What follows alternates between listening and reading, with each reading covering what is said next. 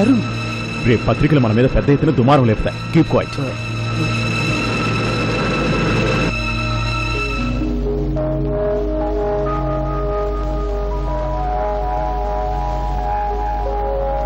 You are very lucky. పెద్దగా దెబ్బలేం తగలేదు. 2 ఎక్స్రేలు తీసి చూడాలి. ఏమైనా 2-3 రోజులు ఇంటికి వెళ్ళిపోవచ్చు.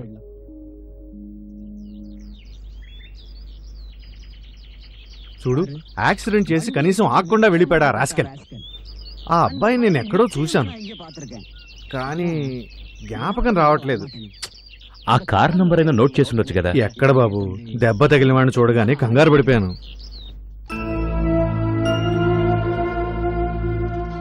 నువ్వు తినవా? నేను తర్వాత తింటాను. ఏ? ఆకలిగా లేదు. అదే డాక్టర్ గారు అన్నారు కదా, 2-3 రోజుల్లో నాన్నగారికి తగ్గిపోతుందని. రా, నువ్వు కూడా వచ్చి తిను. వెళ్ళి కంచెం తెచ్చుకో.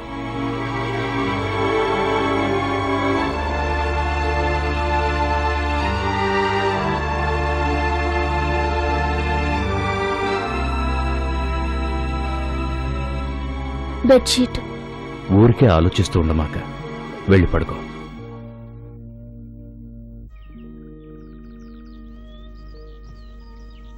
డాక్టర్ గారు చెప్పారు కదా 2-3 రోజుల్లో తగ్గిపోతుందని. అది కాదు, కాలుకి దెబ్బ తగిలింది కదా. సపోజ్ ఎమకేదైనా ఇరుగుంటే ఆయనకి ఫైటింగ్ నేర్పించడం తప్ప ఇంకేం పని తెలీదు. ఇంట్లో పెద్దగా డబ్బు కూడా లేదు. ఏడవకు, ఆయనకేం కాదు. ఒకవేళ ఏదన్నా అయితే నేనున్నాను కదా.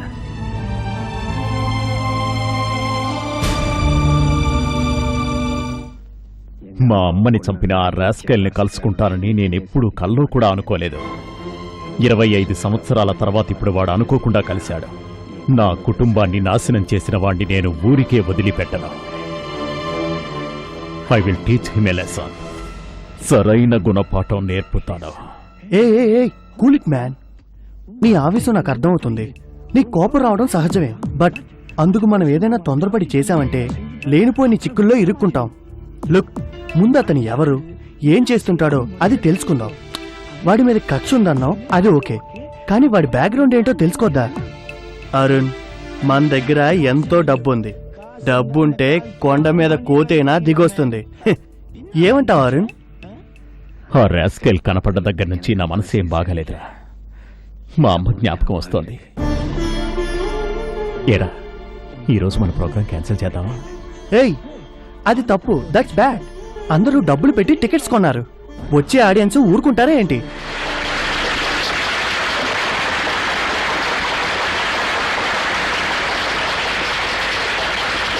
డియర్ ఫ్రెండ్స్, ఇప్పటి వరకు మిమ్మల్ని ఆనందపరచడానికి మీరు కోరిన పాటలు పాడుతూ వచ్చాను. ఇప్పుడు నేను నా తృప్తి కోసం నా మనసుకు నచ్చిన పాట పాడుతున్నాను. 1, 2, 3, 4.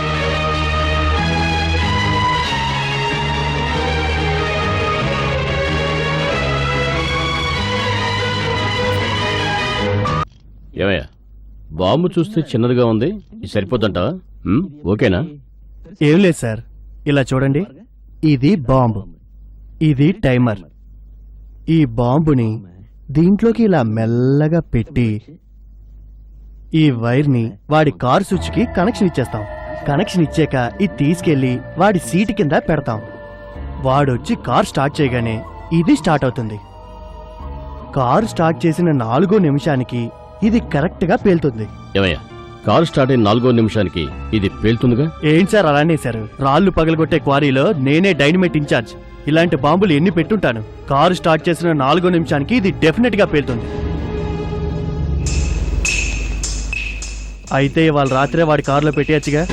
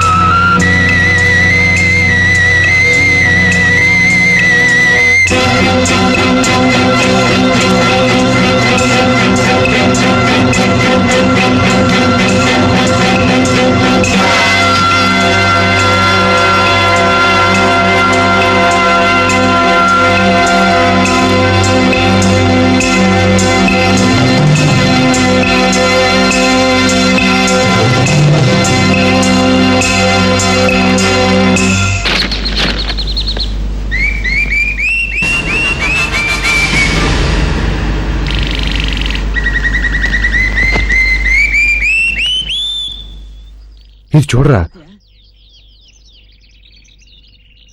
ఇతను పాటలవి పాడుతుంటాడు అతనేక. అతనే. ఎక్కడ చూశానా అనుకున్నాను. అప్పుడు జ్ఞాపకం రాలేదు. ఇప్పుడు పేపర్ చూసిన తర్వాత వెంటనే టపీమని జ్ఞాపకం వచ్చింది. ఆ రోజు నిన్ను యాక్సిడెంట్ చేసి వెళ్ళిపోయాడే వాడే రావీడు.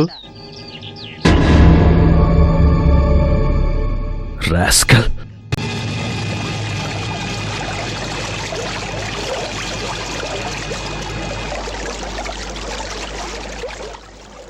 అరుణిల్ ఇదేనా?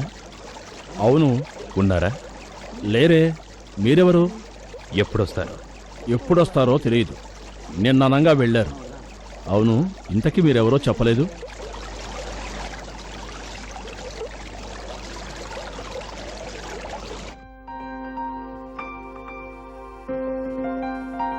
అరుణ్, అరుణ్, మ్మ్. టైం 8:30 అయింది, లేవండి. మ్మ్.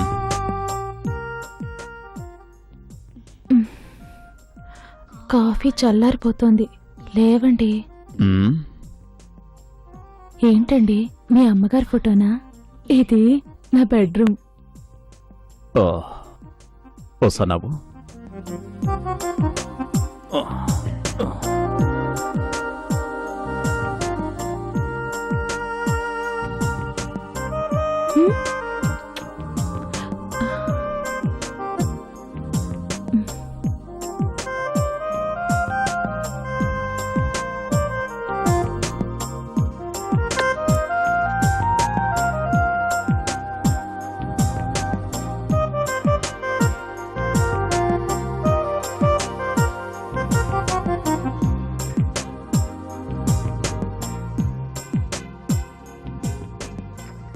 నువ్వు చీర కట్టుకున్నప్పుడు ఉన్నంత అందం వేరే ఏ డ్రెస్లోనూ ఉండదు తెలుసా. అప్సరసలా ఉన్నా. రాత్రంతా మీరు సరిగా నిద్రపోలేదు. మీ అమ్మగారి గురించి ఏవేవో మాట్లాడారు. మ్మ్. రాము అంటే మీ అన్నయ్యేగా. నిద్రలో ఆయన గురించి కూడా మాట్లాడారు.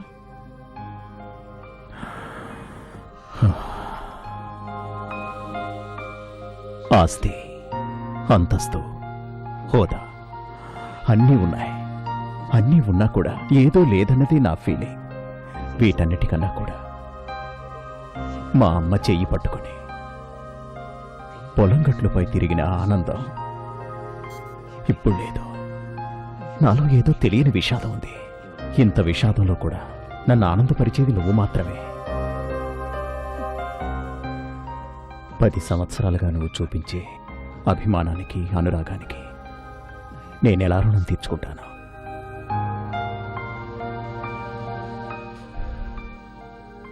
నా జీవితంలోకి ఎంతోమంది అమ్మాయిలు వచ్చి వెళ్ళారు. ఇంకా ఎంతోమంది రావచ్చు.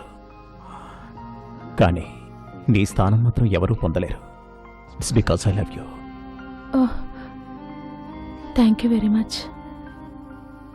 అరుణ్, నేనొకటి అడుగుతాను, ఏమీ అనుకోరుగా? అడుగు. నన్నెప్పుడూ మర్చిపోరుగా మీరు? పిచ్చిదానా, నువ్వు తప్ప నాకు ఇంకెవరున్నారు? వివాహం, కుటుంబం, పిల్లలు, వీటన్నిటికీ నాకు అర్హత ఉందో లేదో, బట్ నా జీవితాంతం మీ కాళ్ళ దగ్గరే ఉండాలి నేను. నాకు అదే చాలు.